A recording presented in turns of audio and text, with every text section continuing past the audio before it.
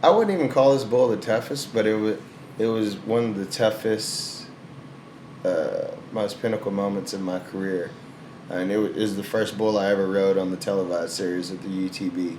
I had been to I think maybe 5 events already on the UTB, and I hadn't rode a single bull. Like I rode everything, pretty much most of all the ones that I first started getting on. I was riding 6, 7 seconds, like getting right there and couldn't do it. And I just remember getting on this black bull. I think what they call him. I can't think of his name right now, but he wasn't around very long. But he had one horn that was chopped off about in half, I guess from a horn infection, and one long horn. His big old black bull, and he was really good around the left.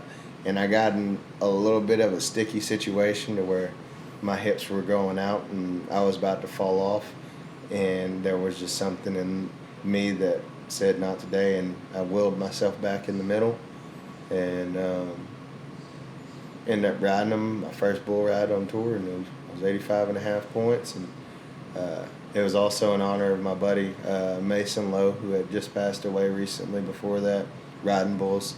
And he was actually passed away riding a bull. Yes, sir. He was actually the first. He was the bull rider right before me. So it was my cousin Alcy, who's passed on now, Mason, and then me. And Bouncy got bucked off. Mason got bucked off and stepped on in the chest and ended up severing something, and he ended up passing away. And then there was me right after. So there was a lot of emotions and stuff built up. And then, now, did you remind me? You said your cousin passed away too? Yeah, no, that's probably the other toughest bull ride I ever had. Too. From bull riding? No. Okay, gotcha. So he was. And you don't have to get in. I was just curious. No, okay. I mean, it's public knowledge. He was traveling the country doing what we both love. He rode bulls as well, and he happened to be lying over in Salt Lake City. Had a friend there, a lady friend or whatever, and she was just giving him a place to crash and wash his clothes real quick. Long story short, she ended up shooting and killing him, and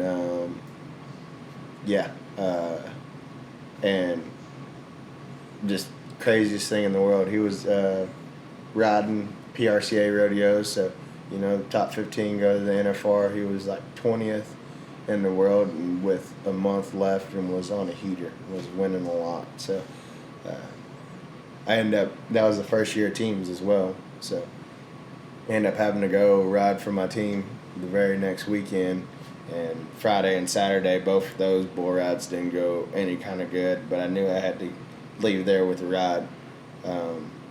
Very emotional, half-assed, still hungover from that whole week prior. Of just drinking and pretty much crying, and finally ride my last bull that weekend. I remember at 6, 7 seconds, I'm already bawling my eyes out and can't even really see the bull anymore. I'm just riding off the field, and the buzzer went off, and it was like the biggest sense of relief, and just I was just honored to be able to give him one last ride.